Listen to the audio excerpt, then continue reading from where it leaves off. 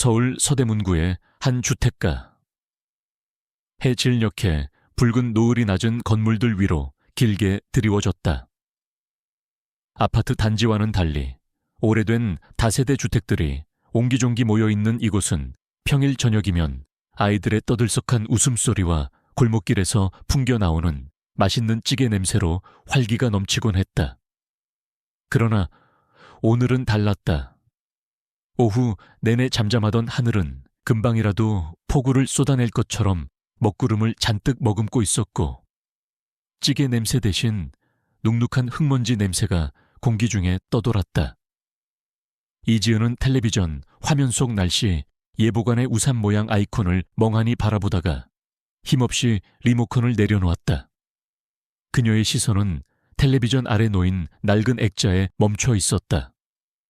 그 속에는 앳된 얼굴의 그녀와 늠름한 군복을 입은 아들이 활짝 웃고 있었다.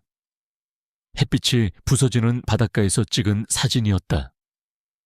3년 전 아들 선우가 입대하기 전 마지막으로 함께 떠났던 여행이었다.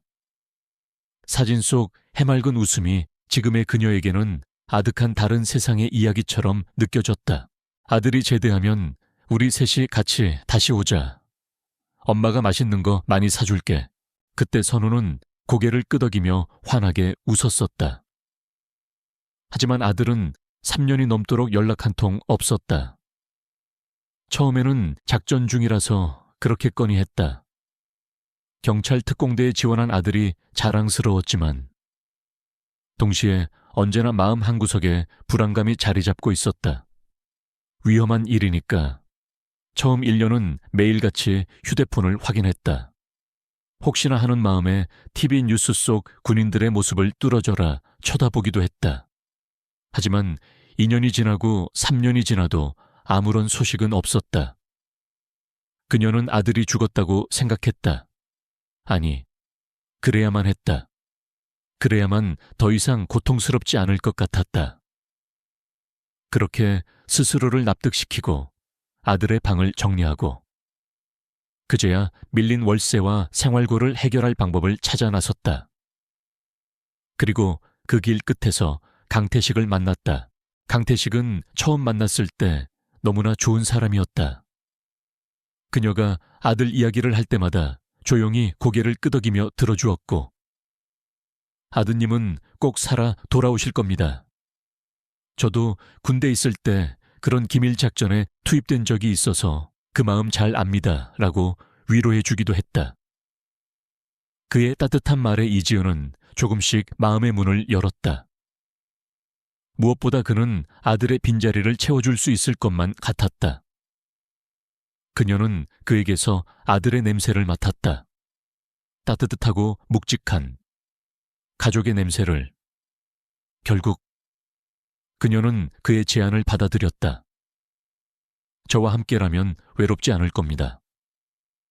아드짐도 살아 돌아와서 어머니가 행복하게 지내는 모습을 보면 더 기뻐할 겁니다.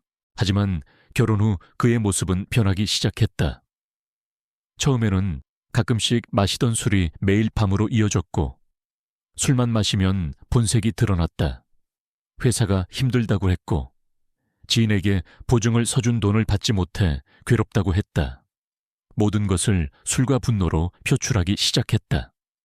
그의 폭력은 처음에는 언어적인 것에서 시작했다. 죽은 자식은 죽은 자식이지. 왜 맨날 사진만 보고 울고 있어 내 주제에 그런 아들을 낳았다고 생각해. 너 같은 여편네는 나 아니면 누가 데려가. 그녀는 묵묵히 견뎠다. 참고 또 참았다.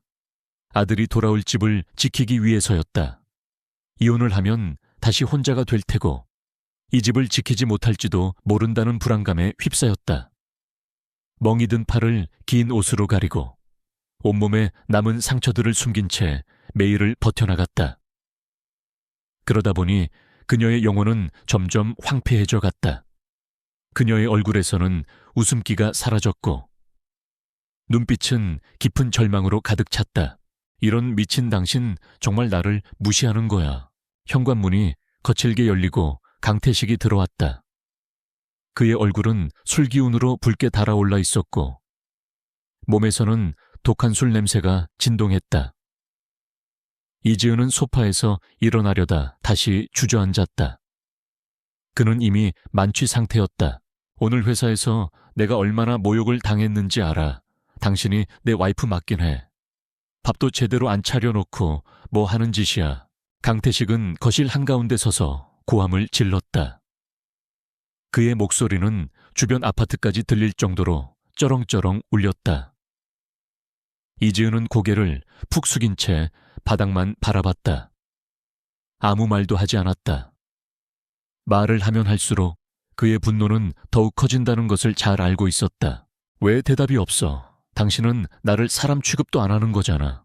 그는 소파에 널브러져 있는 리모컨을 발로 걷어찼다. 리모컨은 벽에 부딪히며 부서졌다. 파편들이 사방으로 흩어졌다. 이지은은 몸을 움츠렸다. 그녀의 영혼은 이미 수없이 많은 파편으로 부서져 있었다. 이제 그녀에게 남은 것은 아무것도 없었다. 아니, 딱 하나 남아 있었다. 아들 선우의 사진. 그녀는 조심스럽게 액자를 품에 안았다. 뭐야, 그 빌어먹을 사진은 왜 끌어안고 있어? 그 자식이 살아있든 죽었든 이제 나랑은 상관없는 일이잖아. 강태식의 목소리가 더욱 날카로워졌다. 그는 이지은에게 성큼성큼 다가갔다. 술에 취한 그의 눈은 이성을 잃고 있었다. 이지은은 두려움에 떨며 뒤로 물러섰다. 여보, 제발 오늘은 그만해요. 이웃들이 다 듣고 있어요. 이웃들. 그게 뭐가 중요해. 여긴 내 집이야. 내 집에서 내가 소리 좀 지른다는데 누가 뭐라 그래? 강태식은 이지은의 팔을 거칠게 잡아 끌었다. 그녀의 몸은 인형처럼 휘청거렸다. 그는 그녀의 팔을 비틀며 액자를 뺏으려 했다. 액자가 바닥에 떨어지며 유리 파편이 튀었다. 아들 선우의 웃는 얼굴이 산산조각 났다. 이지은은 비명을 질렀다. 그녀는 바닥에 주저앉아 산산조각 난 아들의 웃음을 보며 오열하기 시작했다. 당신 정말 내가 무서운 게 없어졌구나. 내가 당신을 얼마나 사랑하는지 알기나 해. 이렇게 무시하는 건 내 대한 모욕이야. 강태식은 손을 들어 이지은의 뺨을 때리려 했다. 이지은은 눈을 감았다. 그녀의 눈에서는 뜨거운 눈물이 뺨을 타고 흘러내렸다. 이제는 끝이라고 생각했다. 모든 것이 끝났다고 생각하는 순간이었다. 저항하지 마십시오. 차가운 목소리가 들렸다. 이지은은 천천히 눈을 떴다. 현관문 앞에 한 남자가 서 있었다. 키가 크고 어깨가 넓은 군복 차림의 젊은 남자였다. 그의 등 뒤로 골목의 가로등 불빛이 비치고 있었지만 그의 얼굴은 그림자에 가려져 잘 보이지 않았다. 강태식은 술에 취해 비틀거리며 그에게로 다가갔다. 야, 너 누구야? 갑자기 왜 남의 집에 들어와? 미쳤어. 강태식은 험악한 표정으로 소리쳤다. 남자는 아무 대답 없이 그를 똑바로 바라봤다. 그의 눈빛은 짙은 어둠 속에서도 형형하게 빛났다. 그 눈빛은 강태식의 분노를 순식간에 잠재울 만큼 차갑고 서늘했다. 남자는 주머니에서 검은색 가죽 지갑을 꺼내더니 바닥에 툭 떨어뜨렸다. 경찰 특공대 김선우. 강태식은 바닥에 떨어진 신분증을 보고도 믿지 못했다. 그에게는 그저 건방진 젊은이의 장난처럼 보였다. 뭐 경찰하, 이런 미친. 너 정말 경찰이야? 걔가 웃을 일이네. 강태식은 비웃으며 다시 이지은에게로 돌아섰다. 그는 여전히 이지은에게 화를 내고 싶었다. 하지만 그 순간 남자의 목소리가 다시 한번 거실을 쩌렁쩌렁 울렸다. 당신은 지금 가정폭력 현행범으로 체포됩니다. 그의 목소리는 어떤 감정도 담겨 있지 않은 기계적이고 단호한 목소리였다. 강태식은 몸을 굳혔다. 이지은은 천천히 남자를 바라봤다. 어둠에 가려져 있던 그의 얼굴이 드디어 보였다. 그녀의 심장이 멎는 것 같았다. 선우야, 정말 너야. 그의 얼굴은 3년 전보다 훨씬 야위었고 눈빛은 깊고 차가웠다. 하지만 분명 그녀의 아들 선우였다. 3년간 소식이 끊겼던, 죽었다고 생각했던 아들이었다. 그녀는 믿을 수 없었다. 기쁨보다 먼저 찾아온 것은 아들에 대한 미안함과 자신을 향한 수치심이었다. 이런 모습을 아들에게 보이다니. 그녀의 눈에서는 다시 눈물이 쏟아져 내렸다. 선우는 어머니의 눈물을 보자 표정이 미묘하게 흔들렸다. 그의 단단했던 눈빛이 순간적으로 무너지는 듯했다. 하지만 그는 이내 다시 차가운 표정을 되찾았다. 마치 감정을 숨기기 위해 스스로에게 명령이라도 내린 것처럼 어머니를 때리는 당신을 보고 있을 수는 없습니다. 선우는 그렇게 말하며 허리춤에서 검은색 전술용 장갑을 꺼내 손에 끼기 시작했다. 장갑을 낀 그의 손은 마치 짐승의 발톱처럼 보였다. 이지은은 두려움에 몸을 떨었다. 아들이 돌아왔지만 그녀는 그가 너무나 낯설었다. 강태식의 비명소리와 함께 거실의 분위기는 얼어붙었다. 그는 바닥에 쓰러진 채 고통스럽게 신음했다. 경찰 특공대라는 글자가 선명하게 박힌 신분증이 그의 눈에 들어왔다. 그의 눈이 크게 뜨였다. 술기운이 조금씩 깨면서 상황의 심각성을 깨닫기 시작했다. 그는 이 낯선 젊은이가 단순한 젊은이가 아님을 본능적으로 감지했다. 하지만 아직도 인정하고 싶지 않았다. 이 상황 자체가 그의 자존심을 짓밟는 것이라고 생각했다. 이 집의 주인은 자신이고 이 여자의 남편은 자신인데 갑자기 나타난 이 녀석이 대체 뭐란 말인가? 야, 이거 놓으라고. 나 안 놔, 이거. 완전 직무유기야. 너. 강태식은 분노의 찬 목소리로 소리쳤다. 하지만 선우는 아무 대답도 하지 않았다. 그의 시선은 강태식의 얼굴이 아닌 거실 한쪽에 웅크리고 앉아있는 이지은을 향해 있었다. 어머니의 떨리는 어깨와 공포에 질린 눈빛이 그의 심장을 찔렀다. 3년 동안 꿈속에서 그토록 그리워했던 어머니의 모습이었다. 하지만 그 꿈은 이렇게 산산조각 난 현실이었다. 그는 감정을 억누르려 주먹을 꽉 쥐었다. 전술 장갑 아래로 그의 손가락 마디들이 하얗게 변했다. 어머니, 괜찮으십니까? 선우의 목소리는 여전히 차가웠지만 어머니를 향할 때만큼은 미세한 떨림이 섞여 있었다. 이지은은 아들의 목소리를 듣고 겨우 고개를 들었다. 그녀의 눈에서는 여전히 눈물이 흐르고 있었다. 아들이 돌아온 것이 기쁘면서도 아들에게 이런 모습을 보였다는 것에 대한 수치심과 미안함이 그녀를 짓눌렀다. 선우야, 너 정말 선우 맞니? 어떻게 여기에? 그녀의 목소리는 너무나 가늘고 힘이 없었다. 3년 동안의 고통이 고스란히 담겨있는 목소리였다. 선우는 천천히 강태식에게서 시선을 떼고 어머니에게로 다가갔다.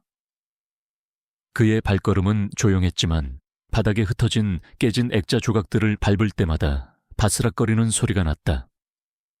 그 소리는 이지은의 가슴을 후벼 팠다.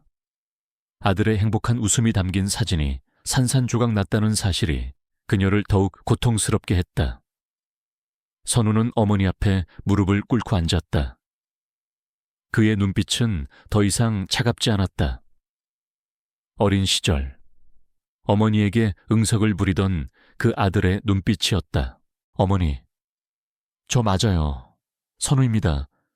이제 괜찮아요. 제가 왔으니까요. 선우는 어머니의 손을 잡았다. 그의 손은 굳은 살이 박혀 거칠었지만 따뜻하고 단단했다. 이지은은 아들의 손길에 안도하며 그의 얼굴을 어루만졌다. 3년 만에 만져보는 아들의 얼굴이었다. 그녀의 손끝에서 3년간의 그리움이 고스란히 느껴지는 것 같았다. 그녀는 아들이 살아 돌아왔다는 사실에 안도하면서도 아들의 변화에 마음이 아팠다.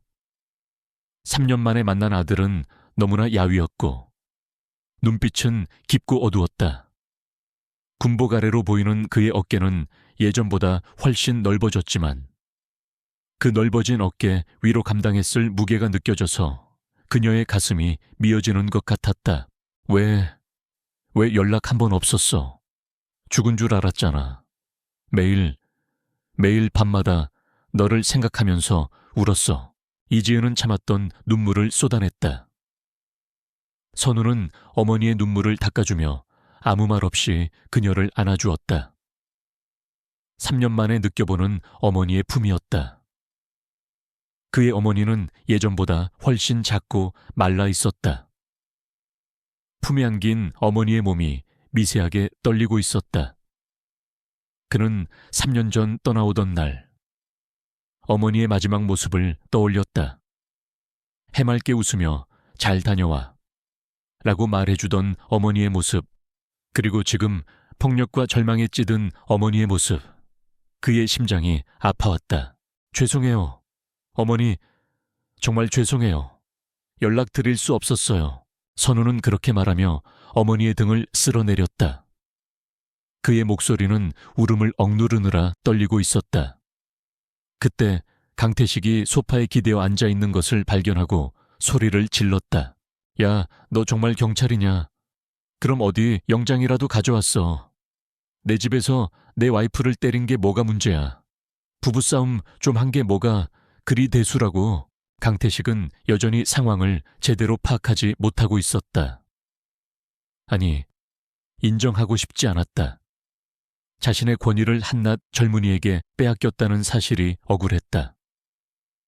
선우는 어머니에게서 몸을 떼고 다시 강태식에게로 다가갔다. 그의 얼굴은 다시 차가운 경찰의 표정으로 돌아와 있었다. 현행범에게 영장은 필요 없습니다. 가정폭력은 명백한 범죄입니다. 그리고 이 집에 대해 당신은 아무 권리가 없습니다. 선우의 말에 강태식의 얼굴이 굳어졌다. 이지은은 아들의 단호한 모습에 놀랐다. 3년 전의 선우는 이렇게 차가운 말을 할 수 있는 아이가 아니었다. 그녀는 아들이 3년 동안 얼마나 힘든 일을 겪었을지 짐작조차 할 수 없었다. 선우는 강태식에게 수갑을 채우기 시작했다. 차가운 쇠가 강태식의 손목에 닿자 그의 얼굴은 완전히 새하얗게 변했다. 이거 정말이야. 나 정말 체포하는 거야. 강태식은 공포에 질려 떨기 시작했다.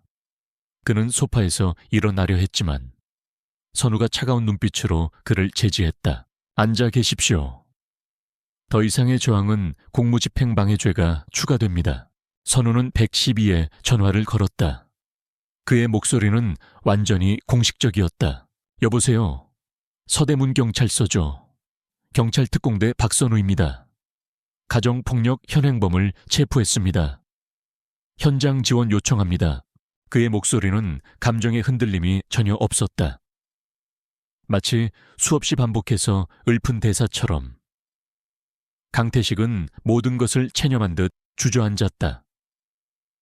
그는 자신이 무슨 짓을 저지른 건지, 그리고 이 상황이 왜 이렇게까지 커진 건지 이해하지 못하는 듯 보였다.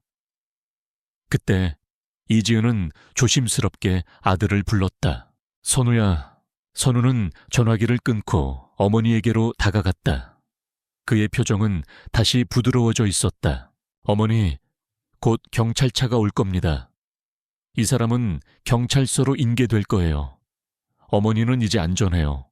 이지은은 고개를 끄덕였지만 눈에서는 여전히 눈물이 흘렀다. 그녀의 마음은 너무나 복잡했다. 아들이 돌아온 것은 기뻤지만 그 기쁨은 순식간에 수치심과 죄책감으로 변했다. 아들이 이런 모습을 보게 되다니, 아들이 자신 때문에 이런 험한 일을 겪게 되다니, 그녀는 자신이 아들에게 너무나 큰 짐을 지워준 것만 같아 괴로웠다.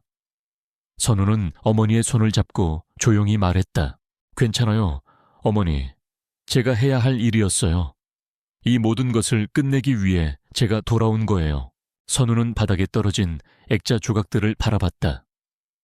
그 조각들 위로 자신의 얼굴이 희미하게 비쳤다. 그는 그것들을 조심스럽게 주워 담았다. 어머니의 아픈 기억들을 하나하나 주워 담는 것처럼 경찰차가 도착하고 강태식은 2명의 경찰관에게 이끌려 밖으로 나갔다. 그는 끝까지 억울하다고 소리쳤지만 아무도 그의 말을 들어주지 않았다. 현관문이 닫히자 거실에는 다시 정적이 흘렀다. 깨진 액자 조각들과 엎어진 찻잔, 그리고 깨진 도자기 컵 조각들이 바닥에 흩어져 있었다. 이지은은 멍하니 그 풍경을 바라봤다. 3년 만에 만난 아들과의 재회는 격정적이었지만 그 모든 것은 차가운 분노와 법적인 절차로 채워져 있었다. 그녀는 아들이 이렇게 냉정하고 단호한 사람이 되었다는 사실이 믿기지 않았다. 어머니, 괜찮으세요? 어디 다친 곳은 없으시고요. 선우가 조심스럽게 물었다. 그의 목소리는 아까와 달리 부드러웠다. 이지은은 천천히 고개를 저었다. 괜찮아? 괜찮아? 그녀는 손에 들고 있던 낡은 액자 조각들을 내려놓았다. 액자의 유리 파편에 손가락이 베어 피가 맺혀 있었지만 그녀는 아픈 줄도 몰랐다. 그녀의 마음속에는 이미 그보다 더 깊은 상처들이 가득했기 때문이다. 선우는 어머니의 손에 맺힌 피를 보고 놀라 서둘러 구급상자를 가져왔다. 어머니, 제가 닦아드릴게요. 선우는 알코올 솜으로 어머니의 손을 조심스럽게 닦아냈다. 따가운 느낌에도 이지은은 아무런 표정 변화가 없었다. 그녀는 그저 아들의 얼굴을 뚫어져라 바라봤다. 아들의 얼굴은 여전히 야위어 있었지만 그 눈빛은 예전처럼 다정하고 따뜻했다. 그녀는 아들이 3년 만에 돌아왔다는 사실을 드디어 실감했다. 정말 우리 선우 맞구나. 그녀의 목소리가 떨렸다. 선우는 미소를 지었다. 네, 어머니, 저 맞아요. 돌아왔습니다. 그의 미소는 너무나 반가웠다. 이지은은 그의 손을 꽉 잡았다. 그동안 어떻게 지냈니? 왜 연락 한 번 없었어? 죽은 줄 알았잖아. 그녀의 눈에서는 다시 눈물이 흘러내렸다. 선우는 잠시 침묵했다. 그는 어머니에게 지난 3년간의 이야기를 모두 들려줘야 할지 망설였다. 그 이야기는 너무나 길고 너무나 아픈 이야기였다. 하지만 그는 어머니에게 더 이상 거짓말을 하고 싶지 않았다. 어머니, 제 이야기를 하려면 길어질 것 같아요. 괜찮아. 엄마는 내 이야기를 다 듣고 싶어. 이지은은 아들의 손을 잡고 소파에 앉았다. 선우는 천천히 조심스럽게 이야기를 시작했다. 3년 전 경찰 특공대에 합격하고 나서 바로 훈련소로 들어갔습니다. 훈련은 정말 혹독했어요. 매일 훈련받고 잠도 거의 못 자고, 하지만 전 이 모든 것을 이겨내고 싶었어요. 어머니를 자랑스럽게 해드리고 싶었거든요. 선우의 목소리에는 자부심과 동시에 깊은 피로가 묻어 있었다. 이지은은 아들의 이야기를 들으며 마음이 아팠다. 그녀가 모르는 곳에서 아들이 얼마나 힘들었을까. 그런데 훈련이 끝나고 바로 큰 작전에 투입됐습니다. 국내 테러리스트 진압 작전이었어요. 서울 시내에 폭탄 테러를 계획하던 조직이 있었는데 저희 팀이 그들의 은신처를 급습하는 임무를 맡았죠. 이지은은 숨을 죽이고 아들의 이야기를 들었다. 아들이 그런 위험한 일을 하고 있었다니. 작전은 성공했어요. 테러리스트들을 모두 체포했습니다. 그런데 그 과정에서 폭탄이 터졌습니다. 선우는 말을 멈췄다. 그의 목소리가 미세하게 떨렸다. 폭탄이 터졌다고. 이지은의 얼굴이 새하얗게 질렸다. 그녀는 아들의 몸을 샅샅이 훑어봤다. 어디 다친 곳은 없는지, 어디 불편한 곳은 없는지 확인하고 싶었다. 네, 제가 폭탄 해체 임무를 맡았는데 폭탄이 예상보다 일찍 터져서. 선우는 천천히 왼팔을 들었다. 군복 소매를 걷자 팔뚝에 길게 난 수술 자국이 드러났다. 이지은은 그 상처를 보고 비명을 질렀다. 그녀는 아들의 팔을 조심스럽게 만져봤다. 차갑고 단단한 근육 아래로 희미하게 느껴지는 상처 자국이 그녀의 가슴을 찢어놓는 것 같았다. 이게 뭐야 너? 너 다쳤던 거야? 네, 왼팔 신경이 손상됐습니다. 6달간 의식불명 상태였어요. 의식불명이라고 이지은은 충격에 휩싸였다. 6개월 동안 그녀의 아들은 의식불명 상태로 병원에 누워 있었던 것이다. 그녀는 그 시간을 떠올렸다. 아들의 소식 없이 매일 밤을 울며 지사우던 시간들. 혹시 아들이 다치지는 않았을까? 혹시 죽지는 않았을까 하는 불안감에 휩싸여 잠 못 이루던 시간들. 아들이 병원에 누워 있을 때 그녀는 아무것도 모르고 있었던 것이다. 부대에서는 가족들에게 알리지 말라고 했습니다. 테러 조직에 보복이 있을 수 있다고.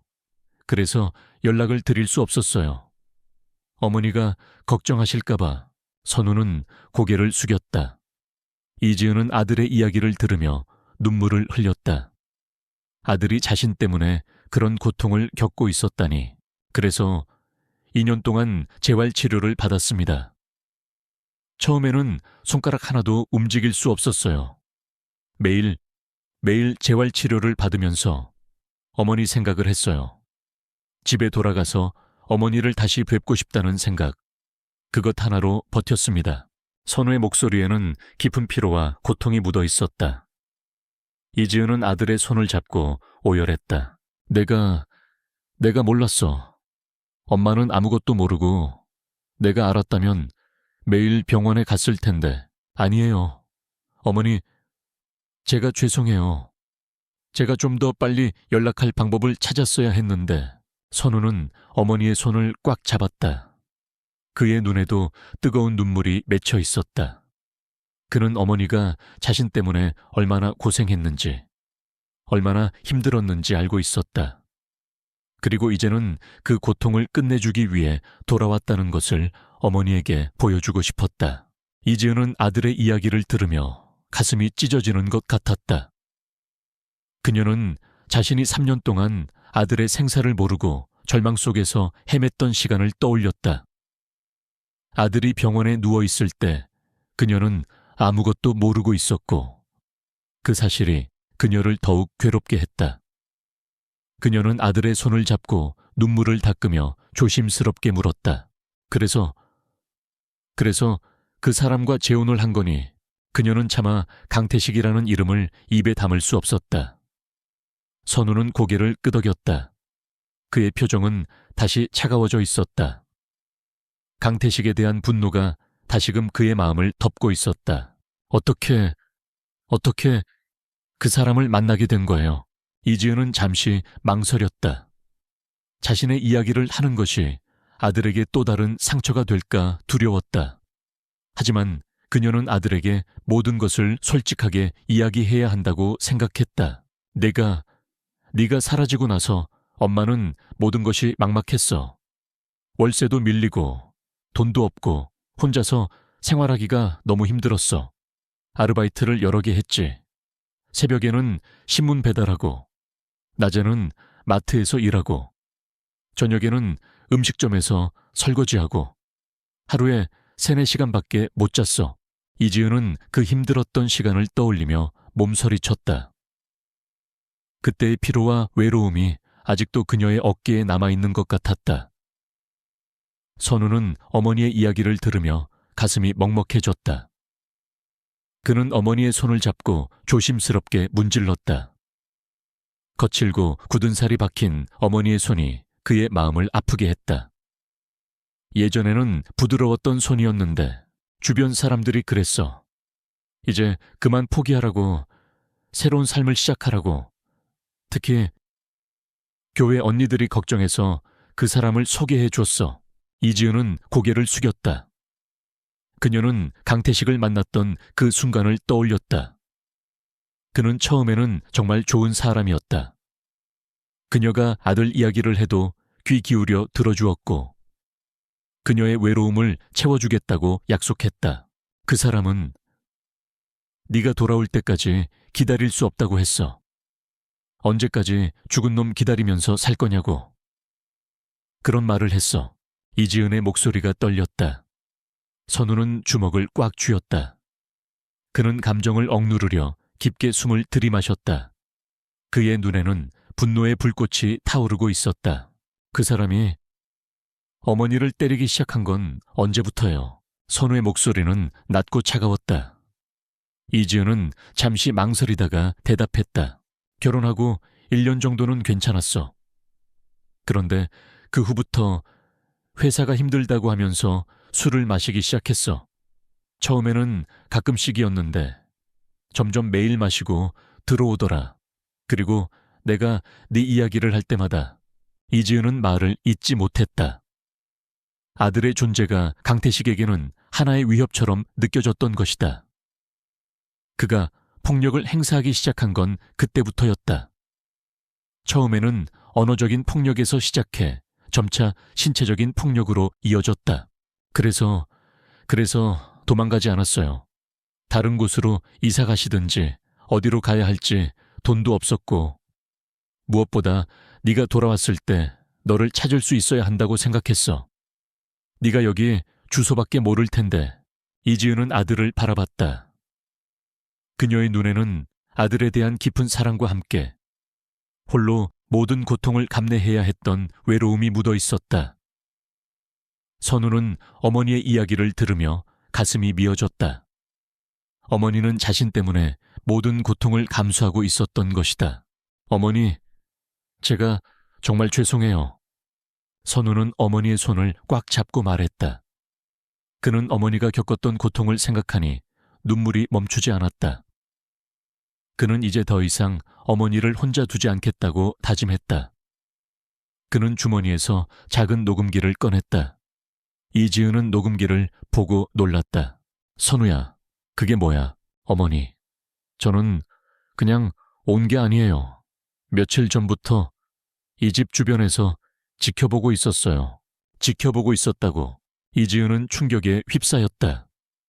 아들이 자신을 몰래 지켜보고 있었다니. 부대에 복귀한 후에 동료 중에 이 동네에 사는 친구가 있어요. 그 친구가 우연히 마트에서 어머니를 봤다고 하더라고요. 그런데 얼굴에 멍이 있었다고 했어요. 선우의 목소리가 떨렸다. 그 말을 들었을 때 그의 마음은 무너져 내리는 것 같았다.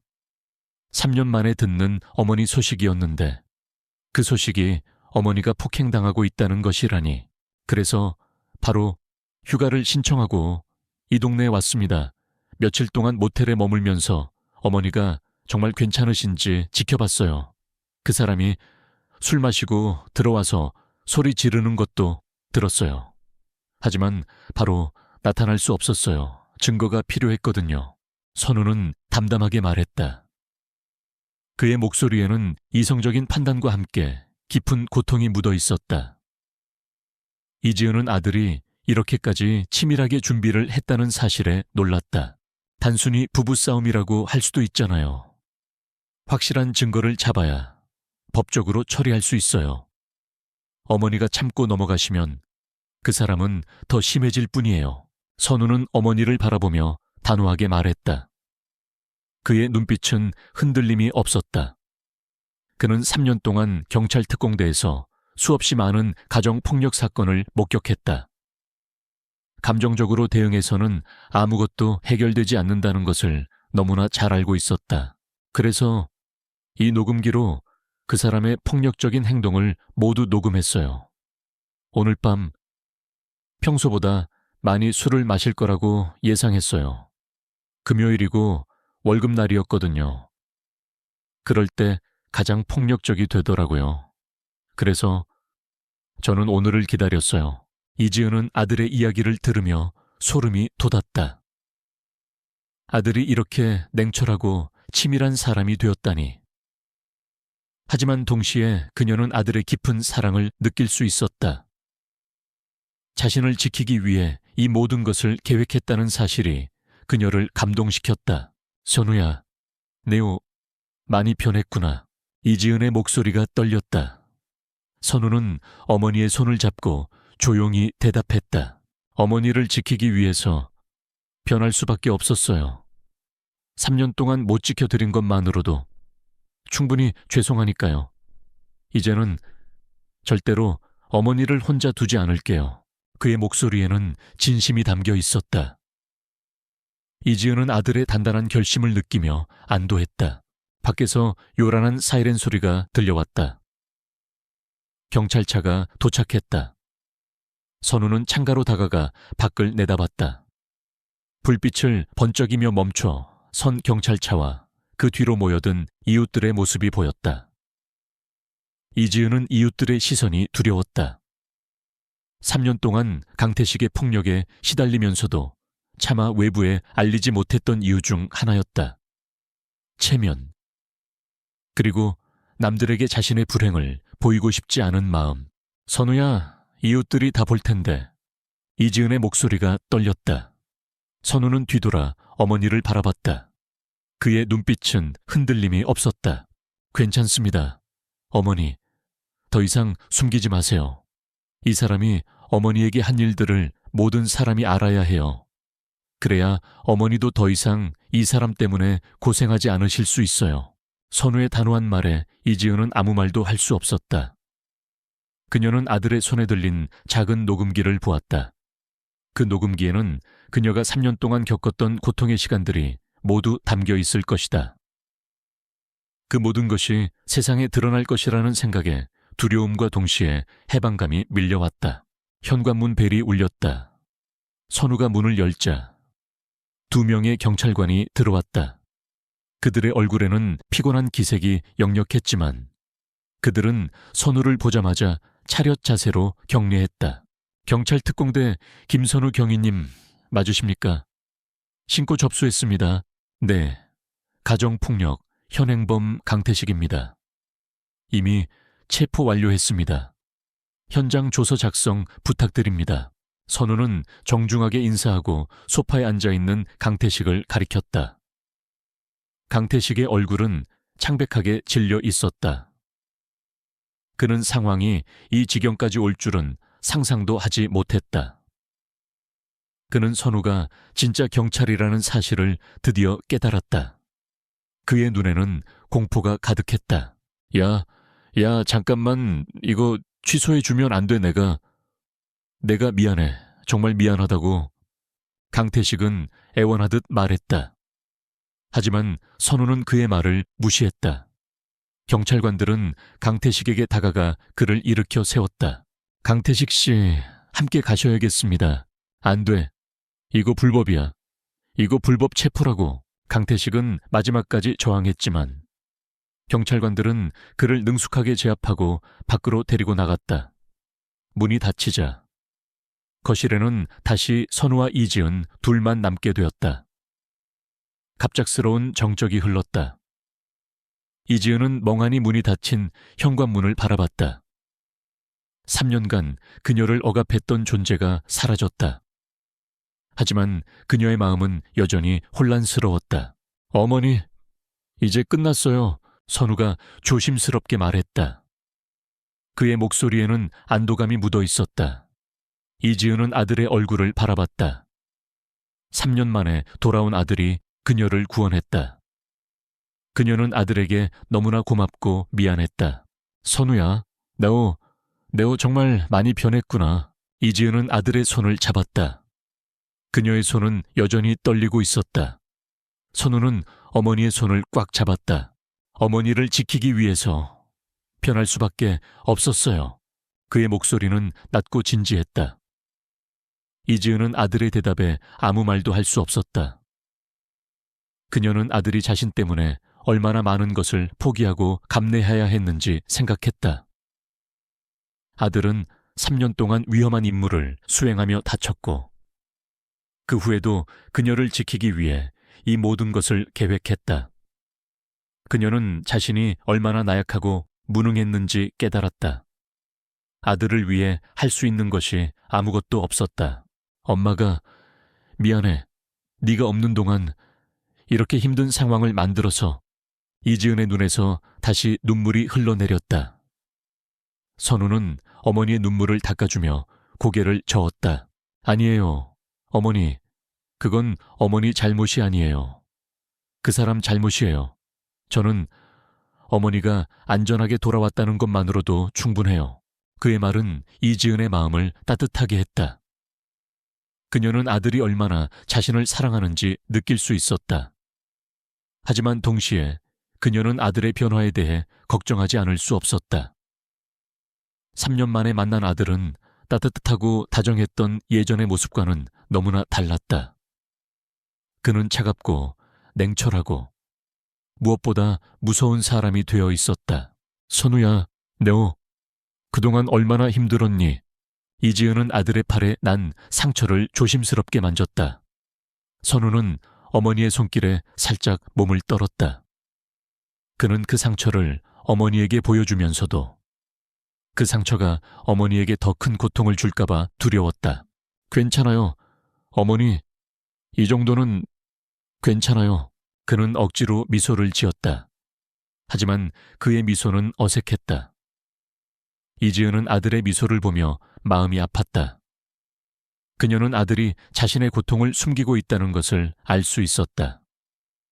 3년 동안 아들은 그녀에게 아무것도 이야기하지 못하고 혼자서 모든 것을 감당했다. 그녀는 그런 아들을 보며 더욱 미안하고 안쓰러웠다. 이제 너는 앞으로 어떻게 할 거니? 부대로 돌아가야 하는 거 아니야. 이지은이 조심스럽게 물었다.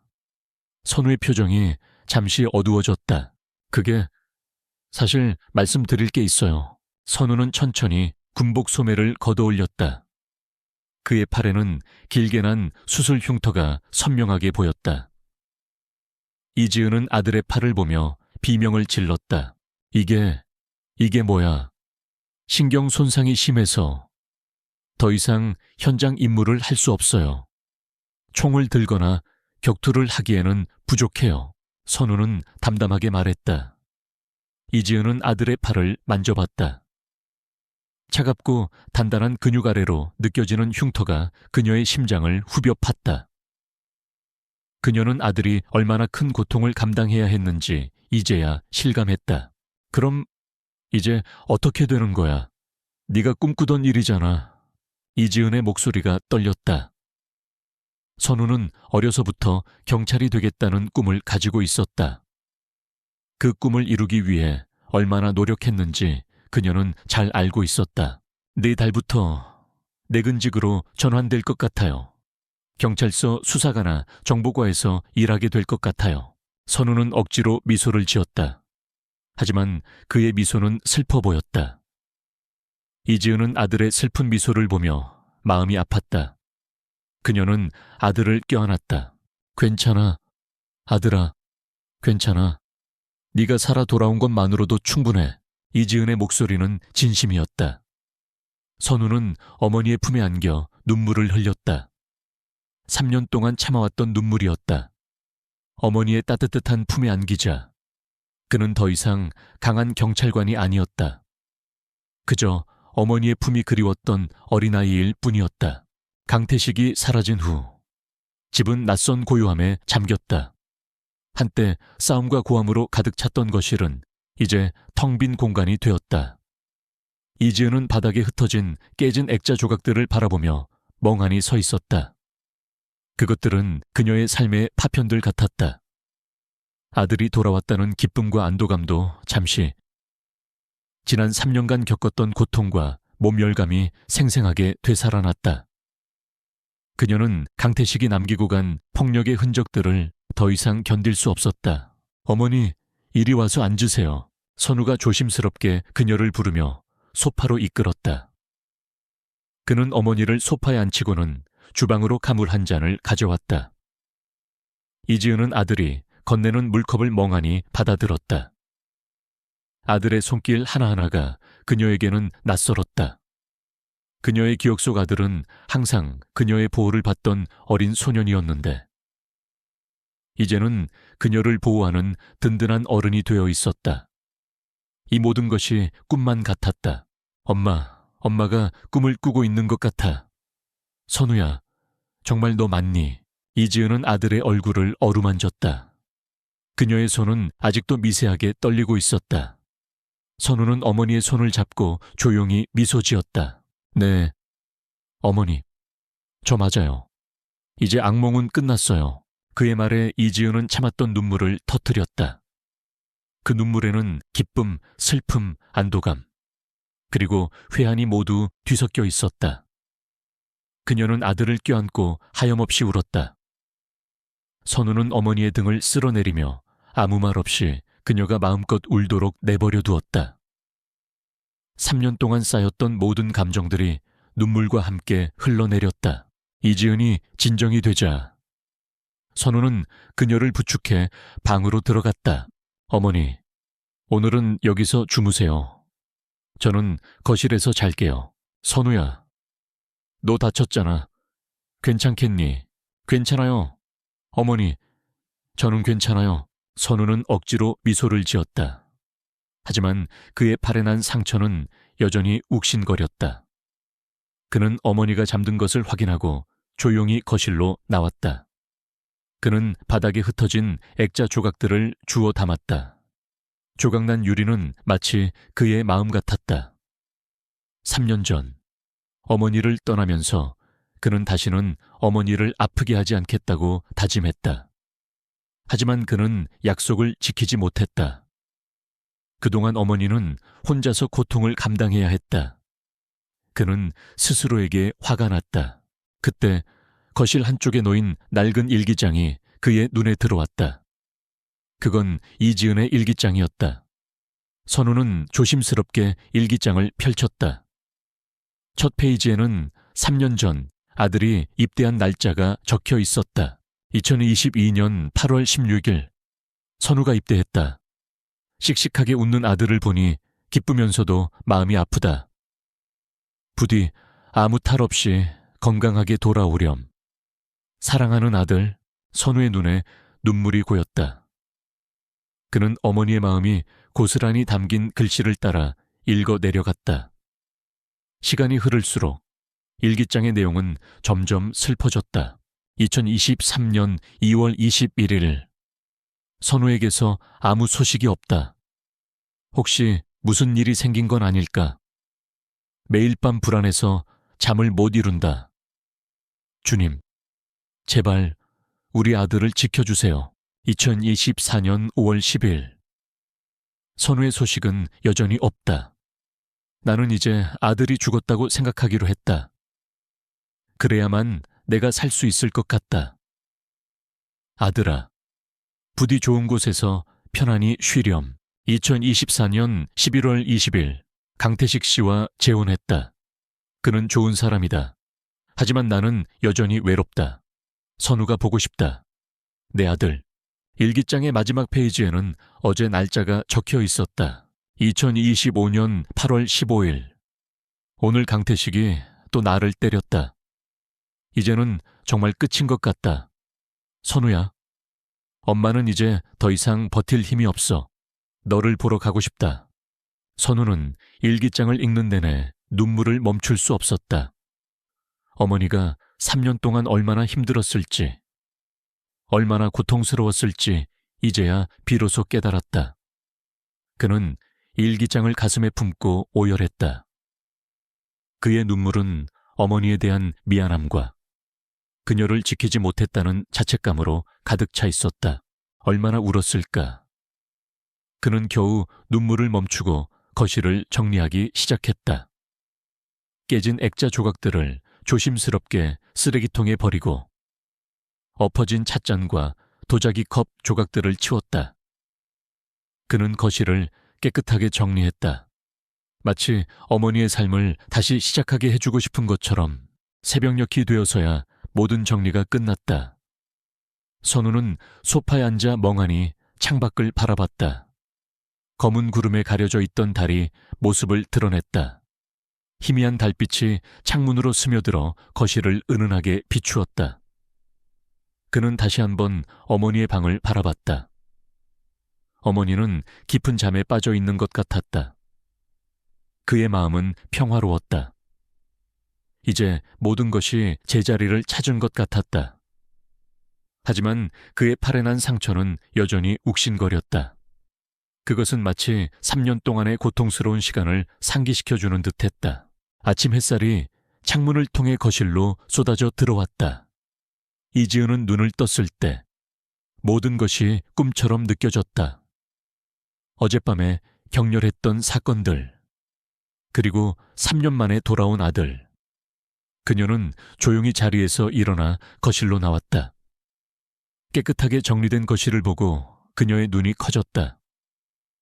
깨진 액자 조각들과 엎어진 찻잔, 그리고 깨진 도자기 컵 조각들이 모두 사라져 있었다.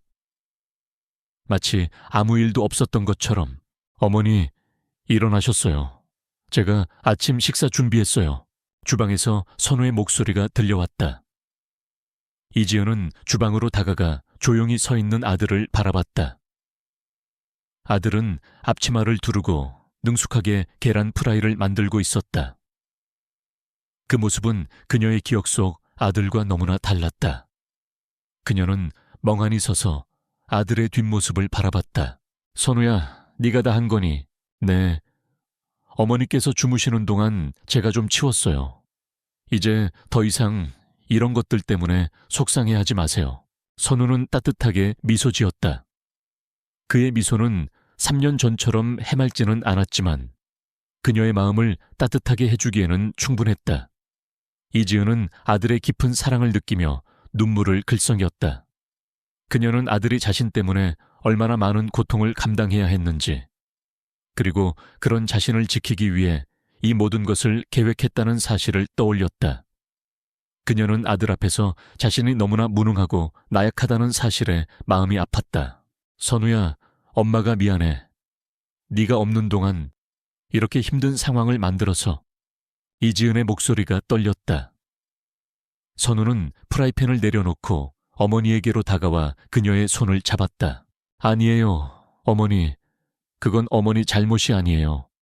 어머니는 충분히 잘 견뎌내셨어요. 제가 더 빨리 돌아왔어야 했는데 그게 죄송할 뿐입니다. 선우의 말에 이지은은 오열했다. 그녀의 눈물에는 3년 동안 쌓였던 모든 회한과 슬픔이 담겨 있었다. 선우는 어머니의 눈물을 닦아주며 조용히 그녀를 껴안았다. 어머니의 품은 여전히 따뜻하고 부드러웠다. 그는 3년 동안 그리워했던 어머니의 냄새를 맡으며 안도했다. 선우야, 내 팔은 정말 괜찮은 거니?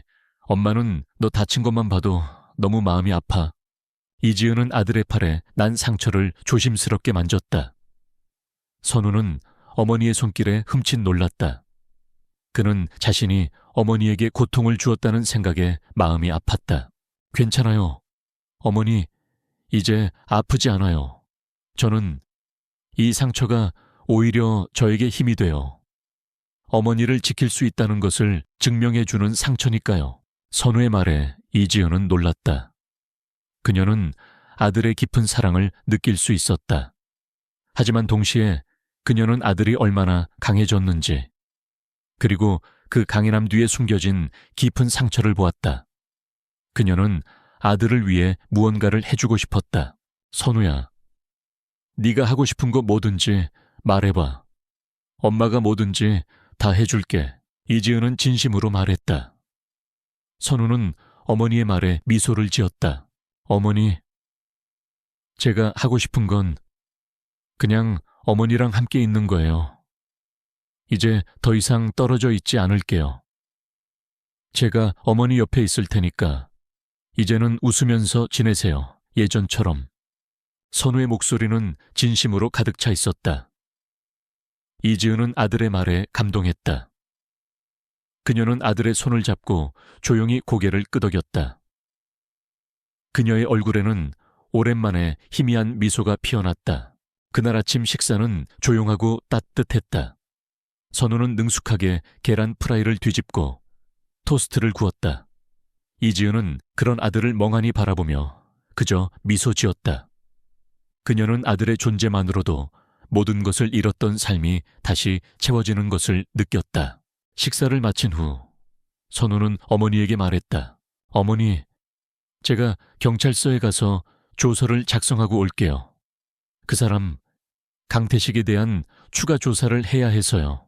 선우야, 그 사람 어떻게 되는 거니? 가정폭력죄로 구속될 겁니다. 제가 녹음한 내용과 어머니의 진술이 명백한 증거가 될 거예요. 앞으로는 어머니가 그 사람과 마주칠 일은 없을 겁니다. 선우의 말에 이지은은 안도했다. 그녀는 다시는 강태식의 얼굴을 보고 싶지 않았다. 그녀는 아들에게 고개를 끄덕이며 말했다. 그래, 다녀오렴. 조심하고. 선우는 현관문을 나서기 전 이지은의 손을 잡았다. 어머니, 이제 괜찮아요. 두려워하지 마세요. 제가 돌아왔으니까요. 그의 목소리는 그녀에게 깊은 안정감을 주었다. 이지은은 아들의 손을 놓지 않았다. 그녀는 아들이 돌아왔다는 사실을 온전히 느끼고 싶었다. 선우가 나간 후 이지은은 거실에 혼자 앉아 있었다. 그녀는 아들이 정리해 놓은 깨끗한 거실을 둘러봤다. 그리고 3년 동안 덮어두었던 아들의 방을 열었다. 방은 예전 그대로였다. 아들의 책상, 침대, 그리고 책꽂이에 꽂힌 책들. 그녀는 아들의 방에 앉아 그 시절의 추억을 떠올렸다. 아들이 밤늦도록 공부하던 모습, 책을 읽고 웃던 모습, 그리고 미래를 이야기하던 모습. 그녀는 아들의 방에서 아들의 향기를 맡으며 눈을 감았다. 경찰서에서 조사를 마치고 집으로 돌아온 선우는 현관문 앞에서 잠시 멈춰 섰다. 3년 전 이 집을 떠나면서 그는 다시는 돌아오지 못할지도 모른다는 생각을 했었다. 하지만 이제 그는 다시 이 집에 서 있었다. 그것도 그가 가장 지키고 싶었던 어머니를 구하고서 그는 조심스럽게 문을 열고 들어섰다.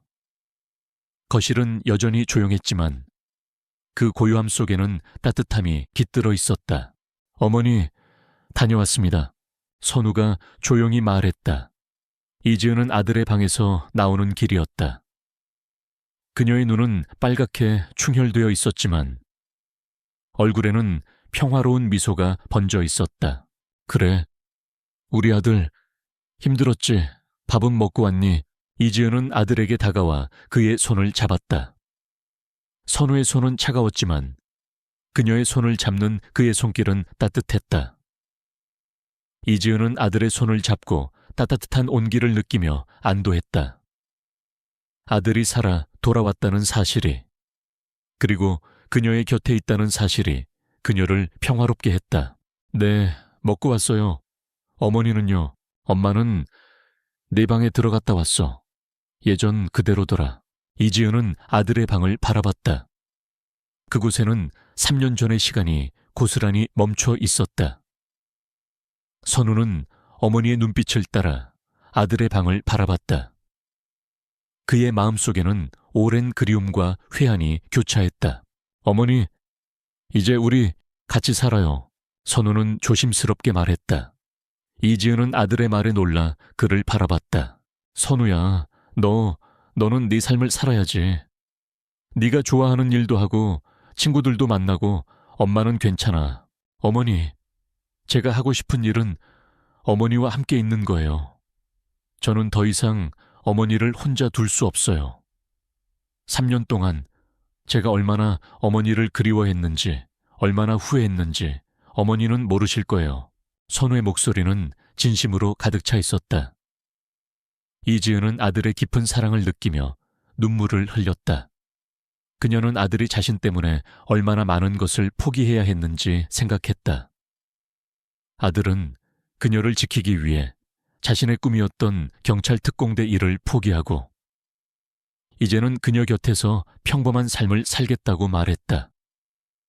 그녀는 아들에게 너무나 미안했다. 선우야, 정말 미안해. 엄마가 너에게 너무 큰 짐을 지워준 것 같아서. 아니에요. 어머니, 짐이 아니에요. 저는 어머니를 지킬 수 있다는 것만으로도 행복해요. 이 상처도 괜찮아요. 어머니를 지키기 위해 얻은 상처니까요. 선우는 어머니의 손을 잡고 그의 팔에 난 상처를 어루만졌다. 이지은은 아들의 손길에 온몸이 떨렸다. 그녀는 아들이 얼마나 큰 고통을 감당해야 했는지 이제야 비로소 실감했다. 그래, 우리 같이 살자. 앞으로는 아무도 못 오게. 문을 잠그고 우리 둘이서만 살자. 이지은은 아들의 손을 잡고 말했다. 그녀의 목소리는 떨렸지만 그 속에는 단단한 결심이 담겨 있었다. 선우는 어머니의 결심을 느끼며 미소를 지었다. 그날 저녁 선우는 어머니와 함께 밥을 먹었다. 3년 만에 함께하는 저녁 식사였다. 밥상 위에는 소박한 반찬 몇 가지가 있었지만 그 어느 때보다 따뜻하고 풍요로웠다. 이지은은 아들에게 반찬을 덜어주며 말했다. 많이 먹어. 선우야, 너 살이 너무 많이 빠졌어. 네, 어머니도요. 어머니도 많이 드셔야 해요. 선우는 어머니에게 반찬을 덜어주며 말했다. 그들의 대화는 소박했지만 그 속에는 서로를 향한 깊은 사랑과 배려가 담겨 있었다. 밥을 먹는 동안 이지은은 아들에게 그동안의 이야기를 들려주었다. 아들이 떠난 후 그녀가 겪었던 어려움들, 그리고 강태식을 만나게 된 이야기. 선우는 어머니의 이야기를 들으며 아무 말 없이 고개를 끄덕였다. 그는 어머니의 모든 것을 이해하고 있었다. 그래서 그 사람과 재혼을 한 거니? 선우가 조심스럽게 물었다. 이지은은 잠시 침묵했다. 그녀의 눈에는 눈물이 고였다. 엄마가 너무 외로워서, 너무 힘들어서 그랬어. 너는 이제 없다고 생각했으니까 엄마 혼자 살기가 무서웠어. 이지은의 목소리는 떨렸다.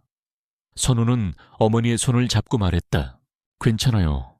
어머니, 저는 어머니 마음 다 이해해요. 어머니가 그렇게 된 건 그 사람 때문이에요. 어머니가 잘못한 거 하나도 없어요. 선우의 말에 이지은은 다시 오열했다.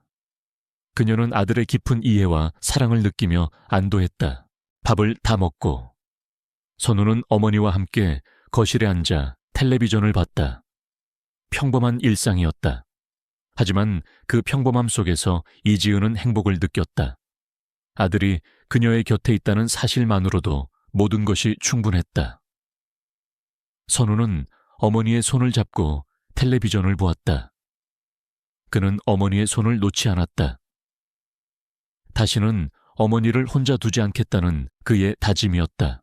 강태식이 떠난 후 이지은과 선우의 삶은 서서히 평화를 되찾았다. 며칠이 지나자 집 안에는 더 이상 공포와 불안이 아닌 따뜻하고 안정적인 공기가 감돌기 시작했다.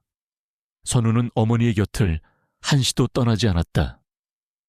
매일 아침 함께 식사를 하고 오후에는 거실 소파에 나란히 앉아 텔레비전을 보거나 책을 읽었다. 이지은은 그런 아들의 존재만으로도 마음속 깊은 곳까지 평온해지는 것을 느꼈다. 선우는 더 이상 군복을 입지 않았다. 그의 옷장에는 이제 깔끔한 셔츠와 바지가 걸려 있었다. 그는 매일 아침 정해진 시간에 집을 나서고 저녁이 되면 퇴근했다. 내근직으로 전환된 그의 새로운 일상은 조용하고 규칙적이었다. 이지은은 아들이 꿈꿔왔던 상과는 거리가 멀다는 것을 알고 있었지만 그의 얼굴에서 평화를 보았다. 그는 이제 위험한 임무를 수행하는 대신 그녀의 곁에서 평범한 일상을 지키는 것을 선택했다. 어느 날 오후 이지은은 밥을 하다가 선우가 조용히 팔을 주무르는 모습을 보았다. 그는 왼팔을 어색하게 감싸 쥐고 있었다. 그녀는 걱정스러운 눈빛으로 아들을 바라봤다. 선우야, 팔 아프니? 선우는 놀라 어머니를 돌아봤다. 그는 황급히 팔을 내리고 괜찮다고 말했다. 아니요, 어머니, 괜찮아요. 그냥 조금 뻐근해서요. 거짓말하지 마. 엄마는 다 알아. 그 상처, 아직도 아픈 거지. 이지은의 목소리는 슬픔으로 가득 차 있었다. 선우는 아무 말도 할 수 없었다. 그의 얼굴에는 감출 수 없는 고통의 그림자가 드리워져 있었다. 그는 어머니에게 자신의 고통을 보이고 싶지 않았다. 어머니가 자신 때문에 마음 아파하는 것을 원치 않았다. 어머니, 정말 괜찮아요. 이제 아프지 않아요. 선우는 애써 웃어 보였다. 하지만 그의 미소는 어색했다. 이지은은 그런 아들의 모습에 가슴이 찢어지는 것 같았다. 그녀는 아들이 자신 때문에 얼마나 큰 희생을 감수했는지 다시 한번 깨달았다. 그는 자신의 꿈을 포기하고 평생을 안고 가야 할 육체적인 상처까지 얻었다. 그 모든 것이 그녀를 지키기 위해서였다. 선우야, 미안해. 다 엄마 때문이야. 엄마가 너를 혼자 두고 가서. 이지은은 눈물을 흘렸다. 선우는 어머니의 눈물을 닦아주며 고개를 저었다. 아니에요, 어머니. 그건 어머니 잘못이 아니에요. 저는 어머니를 지킬 수 있다는 것만으로도 행복해요. 이 상처도 괜찮아요. 어머니를 지키기 위해 얻은 상처니까요. 선우의 목소리는 진심으로 가득 차 있었다. 이지은은 아들의 깊은 사랑을 느끼며 오열했다. 그녀는 아들에게 진심으로 고마웠지만 동시에 그녀는 아들의 상처를 보며 마음이 아팠다. 그 상처는 결코 지워지지 않을 것이고 평생 아들을 괴롭힐 것이다. 그날 밤 이지은은 잠 못 이루고 아들의 방을 들여다보았다. 선우는 깊은 잠에 빠져 있었다. 그녀는 아들의 방에 들어가 조심스럽게 아들의 이불을 덮어주었다. 아들의 얼굴은 잠든 상태에서도 미세한 고통의 흔적이 남아 있었다. 그녀는 아들의 뺨을 어루만졌다. 3년 만에 돌아온 아들. 그녀는 아들이 살아 돌아온 것만으로도 감사했지만 그가 감당해야 했던 고통을 생각하면 마음이 찢어지는 것 같았다. 선우야, 엄마가 미안해. 엄마가 너 대신 아파주고 싶다. 이지은은 조용히 속삭였다. 그녀는 아들의 옆에 앉아 한참을 바라보았다. 그녀의 마음속에는 복잡한 감정들이 뒤섞여 있었다. 기쁨, 안도, 슬픔, 그리고 미안함. 그녀는 아들에게 이제 더 이상 짐이 되고 싶지 않았다. 그녀는 이제 아들을 위해 살겠다고 다짐했다. 며칠 후 이지은은 낡은 액자를 가져왔다. 액자는 금이 가고 깨져 있었지만 그녀는 그것을 버리지 못했다. 선우는 어머니가 액자를 들고 있는 모습을 보고 다가가 그녀를 바라봤다. 어머니, 제가 새 액자를 사드릴게요. 저건 버리세요. 아니, 선우야, 괜찮아. 엄마는 이 액자가 좋아. 네가 돌아올 때까지 엄마를 지켜준 액자니까. 이지은은 낡은 액자를 소중하게 품에 안았다. 선우는 어머니의 말에 아무 말도 할 수 없었다. 그는 어머니의 깊은 사랑을 느낄 수 있었다. 그 후로도 종종 선우는 팔을 주무르거나 밥을 먹다가도 왼손을 사용하는데 어려움을 겪었다. 그는 그런 모습을 어머니에게 들키지 않으려 애썼지만 이지은은 매 순간 그의 행동을 주시하고 있었다. 그녀는 아들의 아픔을 모른 척하지 않았다. 그녀는 아들을 위해 할 수 있는 모든 것을 하기로 결심했다. 아침마다 따뜻한 물에 수건을 적셔 아들의 팔을 찜질해주고 저녁에는 팔을 부드럽게 마사지해 주었다. 선우는 어머니의 따뜻한 손길에 몸을 맡겼다. 그의 팔에 난 상처는 여전히 남아 있었지만 그의 마음은 어머니의 사랑으로 조금씩 치유되고 있었다. 어머니와 함께하는 삶은 선우에게 새로운 의미를 가져다 주었다. 그는 더 이상 과거의 그림자에 갇혀 있지 않았다. 매일 아침 어머니가 차려주신 따뜻한 밥을 먹고 저녁에는 어머니와 함께 소파에 앉아 텔레비전을 보며 소소한 이야기를 나누는 것만으로도 충분했다. 그의 왼팔에 남은 상처는 여전히 욱신거렸지만 그것은 더 이상 그를 괴롭히는 고통이 아니었다. 그것은 어머니를 지킨 흔적이었고 앞으로 어머니와 함께 살아갈 삶의 새로운 시작을 의미하는 증표였다. 이지은의 얼굴에서도 서서히 웃음꽃이 피어나기 시작했다. 3년 동안 잃어버렸던 그녀의 웃음소리가 집안에 울려 퍼졌다. 그녀는 아들을 위해 요리하고 빨래하고 청소하며 지내는 일상 속에서 행복을 느꼈다. 그녀는 이제 더 이상 외롭지 않았다. 그녀의 곁에는 그녀의 아들이 있었고, 그 아들은 그녀를 세상 그 어떤 것보다 소중하게 여겼다. 어느 맑은 가을날, 이지은과 선우는 함께 산책을 나섰다. 그들의 집 근처에는 작은 공원이 있었는데, 그곳에는 노란 은행잎이 가득했다. 이지은은 아들의 팔짱을 끼고 걷다가 말했다. 선우야, 기억나 예전에 우리 셋이 같이 왔었잖아. 이지은은 잠시 말을 멈췄다. 그녀의 눈에 눈물이 고였다. 엄마, 괜찮아요. 이제 그 이야기는 하지 마세요. 선우는 조심스럽게 말했다. 이지은은 고개를 끄덕였다. 그녀는 더 이상 과거에 얽매이고 싶지 않았다. 그녀는 아들과 함께하는 현재의 삶을 살고 싶었다. 아니야, 선우야. 이제 괜찮아. 이제는 괜찮아. 엄마는 네가 돌아와서 정말 기뻐. 네가 살아 돌아온 것만으로도 엄마는 충분히 행복해. 이지은은 환하게 웃었다. 그녀의 웃음은 진심이었다. 선우는 어머니의 미소를 보며 그의 마음도 평온해졌다. 그들은 공원 벤치에 앉아 한참 동안 아무 말 없이 있었다. 이지은은 아들의 손을 잡고 그의 손을 어루만졌다. 그녀의 손길은 부드럽고 따뜻했다. 선우는 어머니의 따뜻한 손길에 눈을 감았다. 3년 동안 그가 그리워했던 바로 그 따뜻함이었다. 선우야, 너 이제 아프지 않니? 이지은이 조심스럽게 물었다. 선우는 눈을 뜨고 어머니를 바라봤다. 네, 어머니, 이제 아프지 않아요. 어머니 곁에 있으니까 이제 아프지 않아요. 선우의 목소리는 진심이었다. 그의 팔에 남은 상처는 여전히 존재했지만 그것은 더 이상 그에게 고통을 주지 않았다. 그것은 그의 일부가 되었고 어머니를 지킨 그의 증표가 되었다. 그들은 공원에서 저녁 늦게까지 함께 있었다. 해질 역에 붉은 노을이 그들의 얼굴에 드리워졌다. 이지은은 아들의 얼굴을 바라보았다. 그녀의 아들은 이제 더 이상 어린 소년이 아니었다. 그는 단단하고 굳건한, 그리고 그녀를 지킬 수 있는 든든한 어른이 되어 있었다. 선우야, 엄마가 정말 고마워. 이지은은 아들의 손을 잡고 말했다. 그녀의 목소리는 떨렸다. 아니에요. 어머니, 제가 더 감사해요.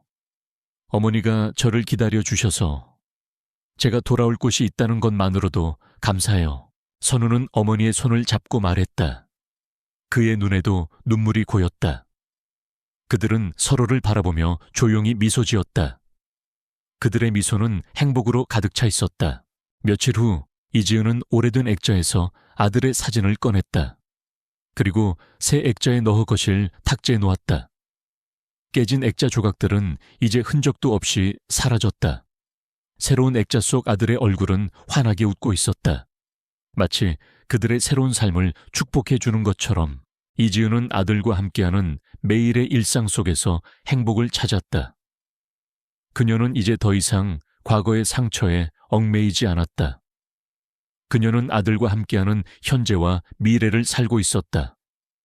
그녀의 삶은 다시 시작되었다. 아들이 그녀의 곁으로 돌아온 그날부터